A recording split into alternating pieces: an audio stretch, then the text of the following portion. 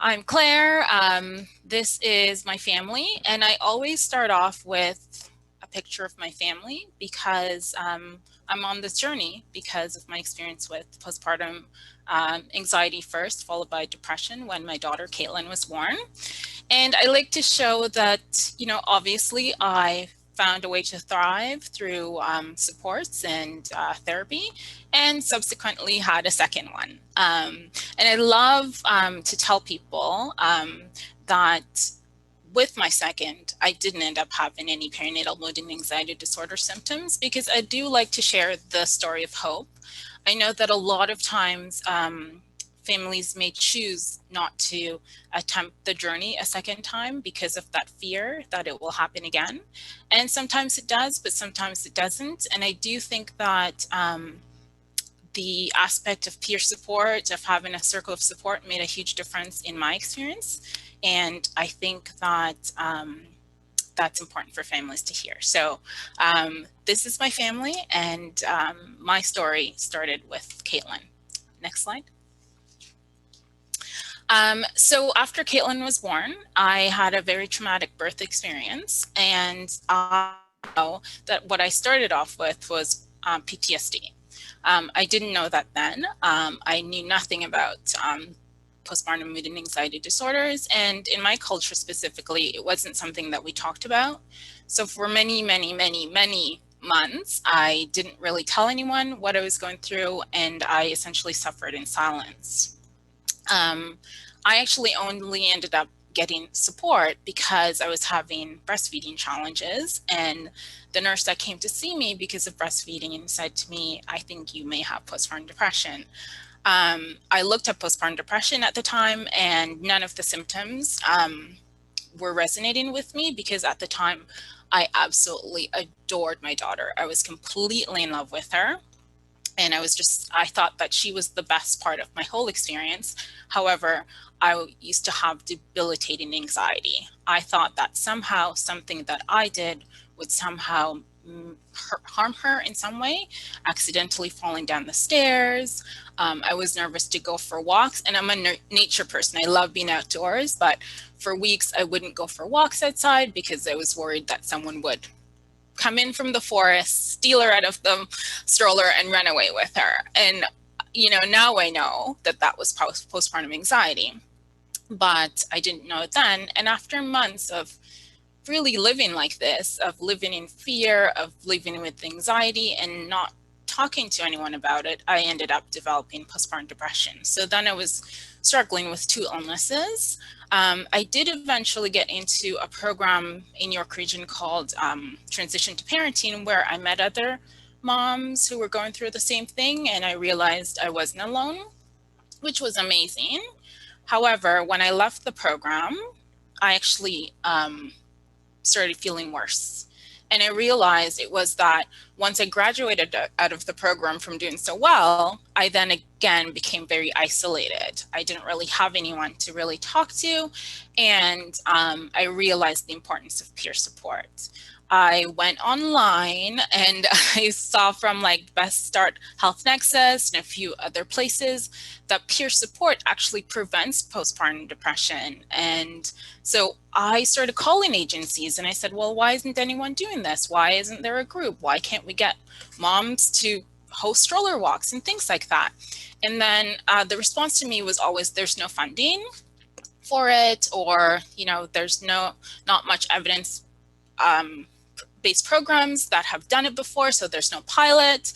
And that made me really angry. So Life with a Baby actually started from that place of anger, that I was so frustrated. And I'm a math person. Before all of this, I was working as an accountant, and I just said, well, if we know based on research that's already out there that peer support helps, well, I'm going to start. So I started just a group, and I just said, I had my baby and this is how I'm feeling, and does anyone else relate? And within a year, 175 moms had joined this little group that I created. And by then I was feeling well and I was fine. And I was debating whether or not to go back to work. And I had to make that very difficult decision of, do I just leave now that I'm better, or do I continue this and see if it's something that can help other families?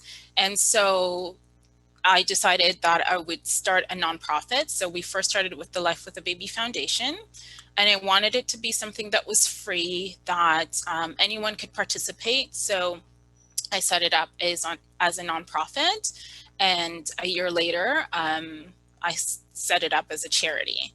And then I applied to a local program here to develop the program. I received a grant at that time called the New Agency Development Fund, which was just amazing because it allowed me to develop the program in the way that I wanted it to.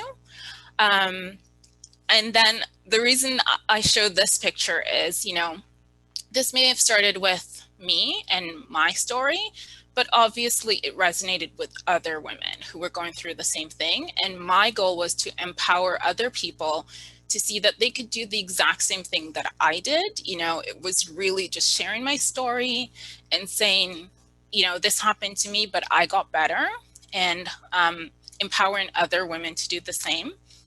So this was, I think, last year. We had a training with our community managers. Not everyone was able to make it, but essentially just training them on running programs across Canada. So I know that Karen had mentioned Ontario. So we did start the program in Ontario because this is where I live, but the program quickly grew across Canada. So it is a national program, and it is 100% based on the idea of moms supporting other mothers. We do run programs, or we have started programs for dads, but we really focus it on working with organizations that already support dads, because the whole point of it is peer support. So for this presentation, I will be focusing primarily on maternal mental health because that's what our foundation focuses on. So the idea is that just because something didn't happen to you doesn't mean that you can't care about it and you can't empathize with that experience. So not all the moms experience postpartum depression, not all the moms experience postpartum anxiety, but they went through different aspects of transition into parenting, and they could relate. One of the first programs that we started was our newcomer program. So we run programs in different languages, and I actually met the community manager for our Chinese program, which we run in both Cantonese and Mandarin, because we understand that there are cultural differences in the communities, even though the language is similar, written. And I actually met her in the elevator at a church that I was running a program in, because I just said to her, well, like, what do you do for newcomers? And she said, well, there's nothing really there. And I said, well, do you want to start a group? You speak Chinese. I can just tell you what to do and you can replicate it. And I remember we were speaking at a conference, a national conference in Toronto, and someone said, well, how did you start a Chinese program if you don't speak Chinese? And to me, that was like an odd question, because I don't speak Chinese, but there are other people in my community who do. And the whole point to me is collaborating and working with each other, using the strengths of other people to help the communities. It doesn't have to be just what you know. I really believe in that idea of collaborating. So next slide, please. So this is another group photo. So this is a few of our community managers with their families, because one of the things that we like to do is support our supporters. So once a year, we would have a training and a retreat for the families who run our chapters. So we have 72 chapters, but those are primarily led by about 26 women and their families. And so what we do is we have a 3-day retreat, which 2 days is really for the families to just get together and meet each other, and also for the dads to get together and learn about other families. But the idea is that the moms that are supporting families, they have families of their own, and the partners are a really big part of helping and supporting their spouse, for the ones that are in a couple relationship, to do that work, right? So it really is like a whole family support, and we wanted to recognize and support our supporters. We think that is so important. And one of the biggest trainings that we do is on vicarious trauma, because we want to protect the supporters and ensure that they're not re-triggering themselves. Next slide. Okay, so my role on Summit is a patient advocate. And so this is me and Caitlin. This is Caitlin at 5 months. And outwardly, I was very happy. And like I said, I was extremely just totally in love with this little thing, you know, and I was so happy to have her. But in my head, I was so scared. I was so afraid. I just, when my husband left for work in the mornings, I sometimes would be terrified. And I've spoken about this before, but one of the times that I realized that I really needed help was I brought everything that I needed for the day downstairs on the main floor. So, you know, diapers, like everything that I needed, so that I wouldn't have to risk going up the stairs. And so outside, I was fine. I was very high functioning. I was also developing the Life with a Baby program at this time. But internally, I just was struggling so hard, and I didn't know what was going on, and I didn't know that other people were going through it. And a lot of the stories that I saw online were, it seemed like this was something that other people had, but then they had gotten over it. And I was just, you know, a late to the party type of person. And keep in mind, at that time, there was no Facebook. So there wasn't all these, you know, groups and things like that. And I really did feel quite alone. I have to say, I was 27 years old. We had just moved into our new home. I was very happy in my marriage. You know, like there was no outward reason for me to have had this illness. And oftentimes people will say to me, you know, like you've always been so good at taking the initiative, you know what to do. So no one really checked in on me to see how I was doing, because I was the person that was usually fine. So they expected me to be fine. And I didn't know I could tell anyone how I was feeling until I started talking to other moms, and they started saying, yeah, no, I feel this way too. And there's nothing so relieving as to hear from another mom that I'm going through this too. And for me to hear from other people who said, I went through this and I'm okay, I came out, this is what I did. Or to talk to me about the idea of it's okay to go for therapy, and, you know, just someone to say, I've been there, you can get through it. And this is a path. These are some of the steps that you can take. So when Daisy had initially sent the email, I think it was like 3 years ago, maybe, the initial email, to see if I wanted to be a part of this, I was like, yes, absolutely, because this to me is how I feel about peers. I fully believe in the idea of using simple interventions to look at how we can solve complex problems. So we know that peer support helps. We know that some of these interventions that Daisy already mentioned helped. And I think we were really looking at literature and not implementing them. So I was just so happy to see that there was someone that was going to be taking a look at this and implementing it on a larger scale, and then putting research behind it. So I was extremely happy to be a part of that, and that's why I'm a part of the Summit team. Daisy, next slide. So this quote, never doubt that a small group of thoughtful, committed citizens can change the world. Indeed, it is the only thing that ever has. To me, this really embodies what Life with a Baby is about, what the overall arching theme of anyone who works in maternal mental health and supporting families and parents is about. Because we are always looking at collaborating with each other, learning from each other, reaching out to each other and say, how can we work together?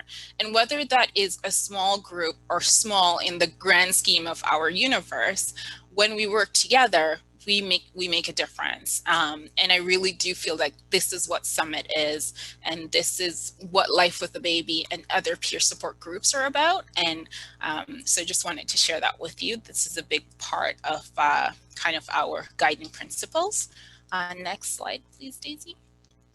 Okay, so how do I participate in Summit? So like Daisy said, I help with patient recruitment, ensuring that the voices of those who are marginalized, who are living in fear, who are in multicultural communities where postpartum depression might be, you know, a cause for divorce, for those who feel like they can't say their challenges openly, ensuring that those voices are heard. And I really feel that ensuring that all the different multicultural communities, especially in Canada, where the Life of the Baby program is, and then the US, we're such a diverse community, just ensuring that all those voices are heard and incorporated into a part of the research. And then just having discussions on, you know, sometimes I love to play the devil's advocate because breaking down barriers is super important. Sometimes we can take a look at it from the outside perspective of, okay, we're going to do a group, but how are we going to get the moms there? And what if their baby is ill? And, you know, just all these different aspects. So really participate by ensuring that the peer voice is heard, and also just through our database, we have over 70,000 families participating, so we can get the message out and get more families connected into the research. Next slide, please. Okay, so I believe that research is really an act of kindness, because when we participate in research, we make it possible to know more about the illness and to know more about things that work. And by doing that, we make it possible so that the birth of a baby is no longer the reason that we lose a life. And I think that is so important. I think that without research to show actively what works, and to show you know, funders and other investors that this is something that we can do that actually save lives, then we won't get to move the needle quite as far as we want. So I really do encourage that collaboration through research. As a peer, you have such a strong voice. Your lived experience is you are an expert. And I think a lot of times we'll say to ourselves, oh, I'm just a mom. No, you are not a mom. You are a survivor, and your story and the path that you took could be the path that another mom takes that helps them to make it out. So I just wanted to share that.